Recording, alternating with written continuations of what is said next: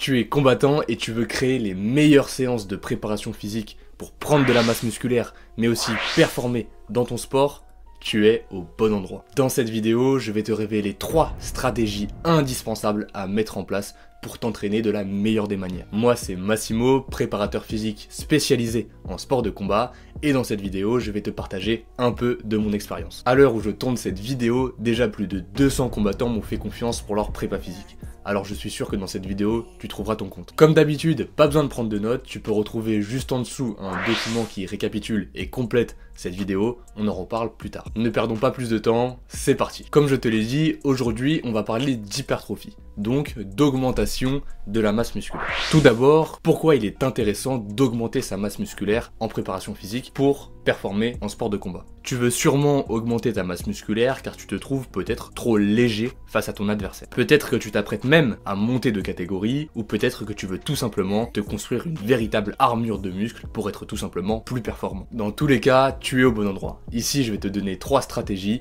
pour réussir ta prise de masse. Mais pas n'importe quelle prise de masse. Non, on va obtenir une masse intelligente, directement utilisable en combat. Et pour les derniers sceptiques, voyons pourquoi le discours que l'on a déjà tous entendu sur l'hypertrophie n'est pas juste. Je suis sûr que tu as déjà entendu quelqu'un dire que l'hypertrophie c'est pas bon pour un combattant, que avoir trop de muscles ça ralentit ou ça augmente la consommation d'oxygène. Tout d'abord, n'en déplaise aux sceptiques de l'hypertrophie, l'augmentation de la masse musculaire est l'un des leviers à actionner lorsque l'on veut augmenter notre force maximale. Et bien sûr, la force c'est indispensable pour un combattant. L'hypertrophie, donc l'augmentation de la masse musculaire, est l'un des 3 leviers pour augmenter sa force en marche. Ces leviers sont les facteurs nerveux, la technique et l'aire de section musculaire, que l'on augmente donc avec l'hypertrophie. Plus un muscle a une grande aire de section, donc plus son diamètre est grand, plus le muscle est gros, plus il a le potentiel d'être fort. L'hypertrophie est donc l'un des premiers leviers à actionner lorsque nous voulons augmenter notre force. On entend souvent dire que plus un muscle est gros, plus il augmente sa demande en oxygène, et donc plus il nous fatigue. Les personnes tenant ce discours ont souvent un exemple pour appuyer leurs propos. C'est celui du combat entre Anthony Joshua et Klitschko. Mais encore une fois, voyons pourquoi ça ne tient pas vraiment la route. Il est vrai qu'un gros muscle a besoin de plus d'oxygène pour fonctionner à plein régime. C'est logique. Cependant, un gros muscle possède également plus de mitochondries, ces petites usines qui transforment l'oxygène en énergie, et il est mieux capillarisé. Donc plus de petits vaisseaux sanguins pour apporter l'oxygène au muscle. En d'autres termes, un muscle plus volumineux est non seulement plus fort, mais il est aussi mieux équipé pour utiliser l'oxygène. Et oui, le corps humain est bien pensé. Mais alors pourquoi on a vu Anthony Joshua aussi fatigué, autant en difficulté contre Vladimir Klitschko? Comme tu t'en doutes, il y a énormément de facteurs qui peuvent l'expliquer. Mais ce n'est certainement pas parce que Anthony Joshua a trop de muscles. La première explication, la plus simple et la plus logique, est que Vladimir Klitschko a emmené Joshua à des niveaux d'effort qu'il n'avait jamais rencontré auparavant, le forçant à sortir de sa zone de confort et à pousser son corps à ses limites. Et effectivement, lorsqu'on fournit un effort aussi intense, la demande en oxygène augmente pour permettre aux muscles de suivre le rythme. Une autre piste pourrait être que les muscles de Joshua et son système respiratoire n'étaient pas suffisamment performants ou équipés en mitochondries et en capillaires comme on a vu tout à l'heure pour suivre le rythme imposé par Klitschko. L'entraînement en endurance à basse et moyenne intensité est crucial pour augmenter le nombre de capillaires et de mitochondries, rendant donc le traitement de l'oxygène plus efficace. Donc peut-être que Joshua ne s'était tout simplement pas assez bien entraîné. Soyons humbles,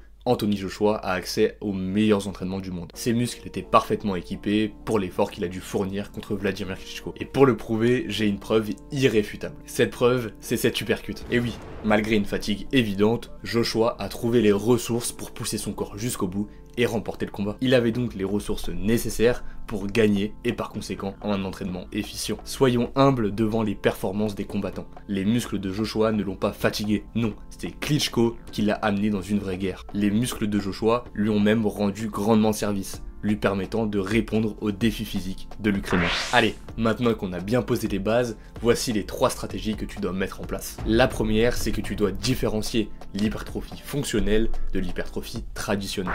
Tout d'abord, tu dois comprendre que l'hypertrophie n'est pas une qualité de force à part entière, comme la puissance ou l'explosivité. Non, c'est un prérequis à l'expression de ces fameuses qualités. Pour résumer, l'hypertrophie est un processus qui résulte d'un entraînement physique spécifique et qui aura pour effet l'augmentation du volume des cellules musculaires. Et cela en réponse à des stimuli mécaniques et hormonaux. C'est ça qui conduit à un accroissement de la masse musculaire. En préparation physique, on va devoir distinguer 2 types d'hypertrophie.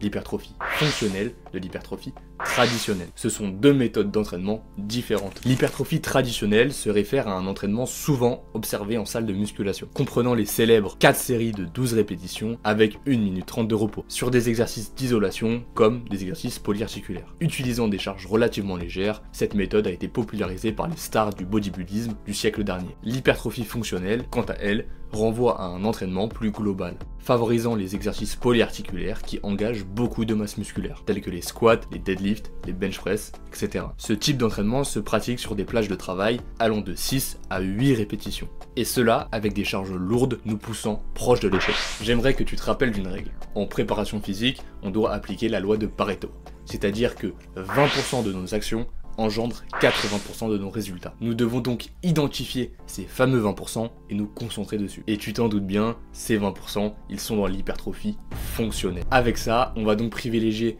l'intensité au volume, ce serait comme dire la qualité à la quantité. L'hypertrophie fonctionnelle sera donc ta meilleure amie.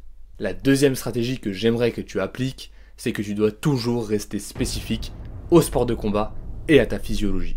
Comme nous venons de le dire, tu dois mettre en place l'hypertrophie fonctionnelle. Mais attention, pas tout le temps. Sinon, ce serait trop facile. En combat, nous avons besoin d'explosivité, mais aussi d'endurance musculaire sur certaines parties clés de notre corps. En physiologie, nous pouvons distinguer que la myotypologie de nos muscles varie selon les régions du corps. Par exemple, la répartition des types de fibres dans nos épaules ne sont pas la même que dans nos pectoraux. Donc, j'ai besoin de maintenir mon explosivité pour continuer à performer dans ma discipline. Mais j'ai aussi besoin de stimuler l'endurance musculaire de certaines parties de mon corps pour continuer à performer dans ma discipline. Et enfin, pour mes différents groupes musculaires, je dois prendre en compte la composition de mes muscles pour sélectionner le type d'entraînement le plus optimal. Ce sont tous ces facteurs qui vont différencier notre entraînement de l'hypertrophie fonctionnelle. Tout ça, c'est un peu compliqué, mais ce que tu dois retenir, c'est ça. Nous allons utiliser l'hypertrophie fonctionnelle pour l'entraînement des mouvements les plus importants et l'hypertrophie traditionnelle pour des tissus musculaires plus spécifiques et ciblés. Ainsi, nous pourrons maintenir notre endurance musculaire sur les zones clés, ce qui nous permettra de continuer à performer en combat, même durant cette phase d'hypertrophie. Dans la même logique, nous effectuerons des rappels d'explos au début des séances pour nous assurer de rester cohérents avec les exigences de notre discipline. Et enfin, voici la dernière stratégie que tu dois mettre en place. Bien sûr, pour favoriser la croissance musculaire, il faut s'entraîner, mais aussi donner à manger à tes muscles. Pour ça, veille à éviter le plus possible les périodes de catabolisme, c'est-à-dire les périodes où ton corps va entre autres dégrader des cellules musculaires pour créer de l'énergie. Pour éviter cela, veille à apporter à ton corps des calories avant et après les séances d'entraînement. Bien sûr, ta consommation de protéines va être primordiale. Tu peux consommer aux alentours de 2 grammes de protéines par kilo de poids de corps. Selon les sources, 2 grammes semble être le minimum. Et voilà, tu as maintenant 3 clés pour réussir au mieux ton cycle d'hypertrophie. Comme je te l'ai dit en début de vidéo, tu peux retrouver juste en dessous un document qui va récapituler ce qu'on vient de dire. Je sais qu'on est rentré pas mal en profondeur dans le sujet de l'hypertrophie, donc c'est toujours bon de reprendre ça à tête reposée. Tu peux bien sûr le télécharger totalement gratuitement, tu rentres ton mail et je te l'envoie tout de suite. De plus, si tu es combattant mais que tu veux pas trop te prendre la tête avec tout ça et que tu veux juste t'entraîner, j'ai ce qu'il te faut. Je viens de sortir le programme sur l'hypertrophie ultime. C'est mon tout nouveau programme, c'est l'hypertrophie du fighter. Ensemble, pendant 6 semaines, on va te construire une sacrée armure musculaire. Et ça, je te le garantis. Et bien sûr, toujours dans le but de performer en sport de combat. C'est l'objectif numéro 1. Tu peux retrouver toutes les infos sur ce programme juste en dessous, et peut-être qu'un bonus t'y attend. Alors n'hésite pas et accède à mon expertise de la préparation physique. Merci pour ton attention, c'était Massimo, prends soin de toi et entraîne-toi bien, et nous, on se retrouve dans la mind map juste en dessous, ou dans le programme. Allez, salut!